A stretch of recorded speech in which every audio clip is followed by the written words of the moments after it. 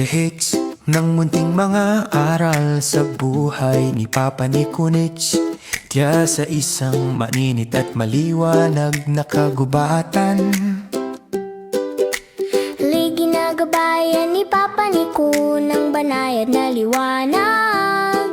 Ela ang munting si Mumba ay natuto araw-araw, mat sa pamamagitan ng maliliit na sandali sa kanyang paglalakbay. Isang munting binhi ang naghihintay sa lupa, di ayos lang ang magdahan-dahan. Sabi ni Papa Niku, then oops, nababasag ang paso. Mahirap sabihin ng totoo. Let ang pagsabing ako ang may gawa ay isang tapang. Munting mga aral, banayad at natututo si Mumba kung ano ang kaya niyang gawin. Sis, maghintay! Nang may pag-aalaga, magsalita mula sa puso. Ay, sis, siyempre go bayaw! Kay ganyan nagsisimula ang magagandang araw. May isang munting kaibigan ang nangangailangan ng tulong ngayon. Sis, isang mimbay! At ipinakita ang daan. Tiri isang nanginginig na tulay, isang nag-aalinlangang simula. At isang munting hakbang ang bumubuo ng matapang na puso. May munting mga aral, kumikislap ng maliwanag. Ang pagtulong sa iba ay napakabuti sa pakiramdam.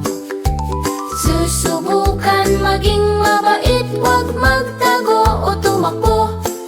Dito nagsisimula ang tapang. Hinati niya sa dalawa, ang mga ngiting pinaghati-hatian ay kumikislap. Nalalaglag ang mga mani bago pa ang tawag.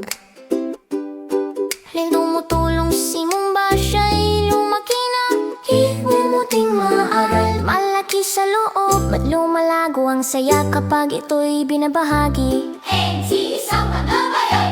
Ang mga kamay na tumutulong ay nagpapalakas ng puso. Kung ang paggawa ng mabuti ay hindi kailanman mali. Mansing salita, Walang mahabang talumpati. Itanging maliliit na sandaling itinuturo ni Papa Niku. Sinusubukan ni Mumba at sa kanya nakikita. Dahil ang mabubuting pa siya ay lumalago tulad ng mga puno. Kapag lumulubog ang araw, dahan-dahan at tahimik, humingiti si Papa habang pinapanood si Mumba na lumalaki. Sa munting mga aral sa buhay ni Papa Niku ay nananatili. Ngunit sa puso ni Mumba